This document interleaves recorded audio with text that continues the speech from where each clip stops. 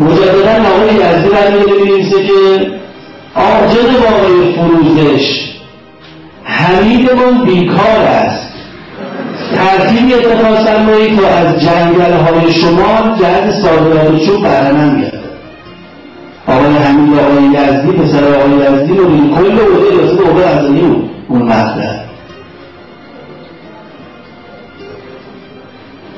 و جنگل‌های شما رو به تاراج بردن و رفتن. یعنی طوری شد مدیر مردنده من دیدم که یه سری مردم بیچاره شمال که حق قانونیشون از جنگل، از شبای جنگل برداشت شدن برنده هیزم بشون، برنده مصرفشون یه خورده بیشتر مصرف کرده بودن، یه خورده بیشتر رفتن برداشتشون، حالا اصلا فروخته بودن یا نه مثلا بعد یک سال بعدشون انبار کرده بودن یا هرچی گرفته بودن، بازداشت و پاسگاه و بگیر بودن.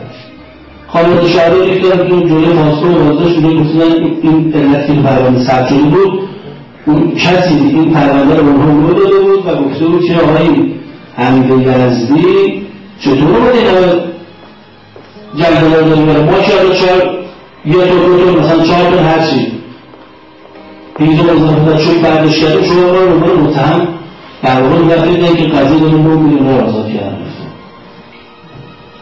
نه اسنادش هست اینجا، اگر به موقعش لازم باشه یه وقتی دوستان اطلاعات رو برای ما نگم آقا اسناد محرمانه رو مردم شده نشون دادی یا متهم بندی شده اسناد باشه اسنادش هم داریم.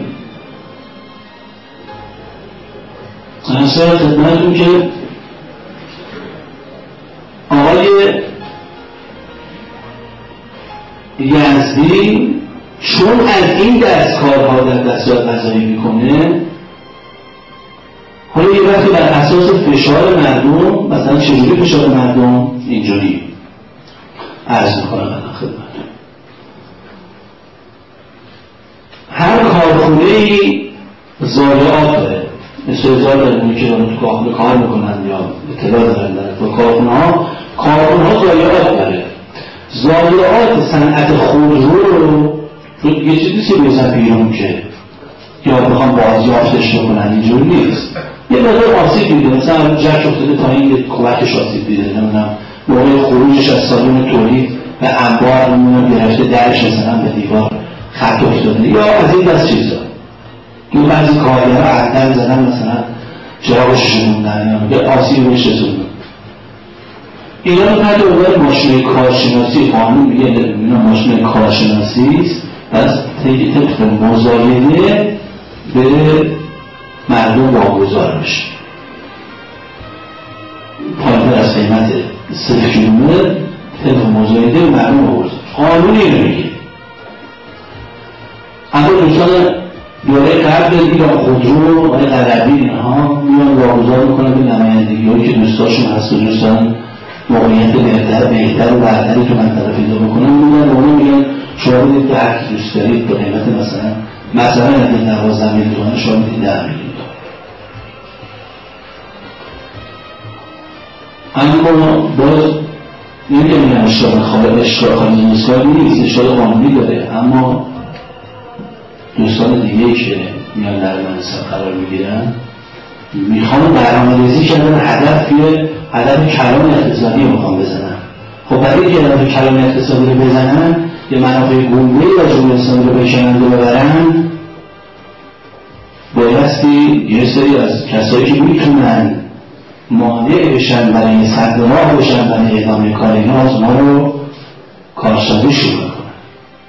ایران خودرو میاد دستا قضایی اعلام میکنن تمام اوضاع ما اینو ماشین میگیم، ماشین پرشیال میگیم مثل اینه. ما چجوری اون ماشین کارشناسی ما دوست داریم تشخیص بدیم که پرشیال یک ورتمانی بدیم با آنها 8 9 10 خب اونا بعدشون نمیاد بالاخره میخوان ماشین داشته باشه با قیمت ارز، ماشین ها رو واگذار بکنن به این.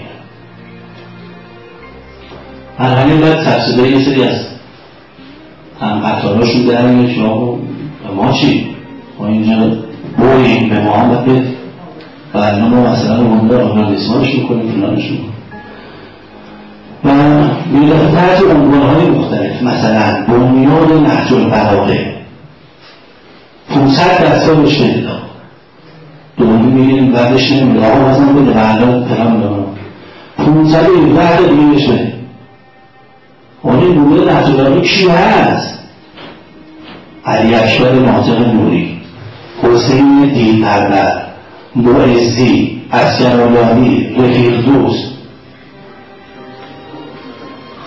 اینا مثلا میاد این وقتر باشگاه پرسپولیس. باشگاه پرسپولیس کیه؟ آقای آبدینی 2000 دستاشون میگیره طی 2 سه.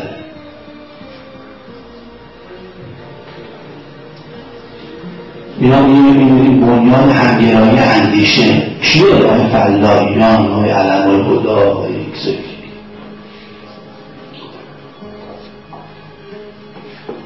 تعاملی وزارت کشور 2000 دستگاه، سرمایه هوا و فضای وزارت دفاع فلان قدر، آماراش هست دقیقش اولوزن ندارم، موشکی کروز فلان قدر. یه لیستی تا مجموعه بزرگ رو تعداد بسیار زیادی از این ماشین ها رو آوردن. کدوم ماشین ها؟ شما کارشناسی؟ نه، به اسم کارشناسی. شروعش با ماشین های کارشناسی یه ذره ایراد دار وارد شد. بعد ماشین 0 کیلومتر رو بردن میدن به آقایون به اسم کارشناسی. جالبه ببینید 8 میلیون در میلیون پول نقد نگرفتن ها از دم قسط.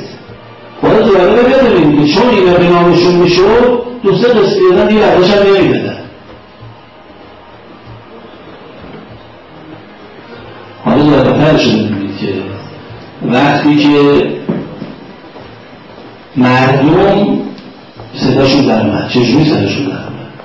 اینه دوباره مجبور شدن ماشینه کارشناسی واقعی که ماشینه آسیب دیگه است. واسه فکر باید اونا میکردن، اما در ماشین کارشناسی دادن به اینا رسال قیمت رفته. حالا چجوری بگه ما هم ماشین کارشناسی داریم؟ نمیدونم بگن ماشین کارشناسی ماشین خراب رو به عنوان ماشین صفر به مردم میفروشن. حتما دیگه شماها بعضیتون افتاده که ماشین گرفتی همون صفر به عنوان صفر دارید، همه وارد نرفتیده مثلا یه اتفاق برای ماشین افتاده نگاه میکنم میشدن توش در دارونه بدنش آسیب در خط داره نمیدونم فلان. ولی به اونا مثلا یک اعترافی بود از رئیس دفتر آقای ادبی رئیس سازمان فروش اعلام خودرو تو واسه کنه کشور اعتراف کرده بود که آره بنده آقای ادبی به من گفت ساعت 8 شب این ماشین به اشتراک صفر رو ببرید به آقای ایکس مثلا معاون سازمان واسه کنه کشور. بعد صدا کرده که یه برپاکنش رو بشون با عنوان ماشین کارشناسی رو هم بدیم بندیگه یه دونه برپاکن نو بذار تو ماشینش. ببینید با مردم چجوری بازی میکنن، فساد اقتصادی ببینید تا کجا اینقدر جسارت پیدا میکنن با مردم بازی میکنن و هر جوری دلشون میخواد. مردم سختیشون در میاد. بودید 1300 خورده از این ماشین ها آدمایی بودن که دیگه مطالباتشون بودن میاد شکایت میکنم دسته واسه اینجا ایماده واسه اینجا میگم این همون روز که ما گند زدیم حالا چجوری پرونده رو نمیتونی بازش بکنیم ادامهش بدیم نمیتونی ببندونش میگم ما نفت نداره نمیشه که یک نوده مثلا که 1300 تا آدم میخواه اینجا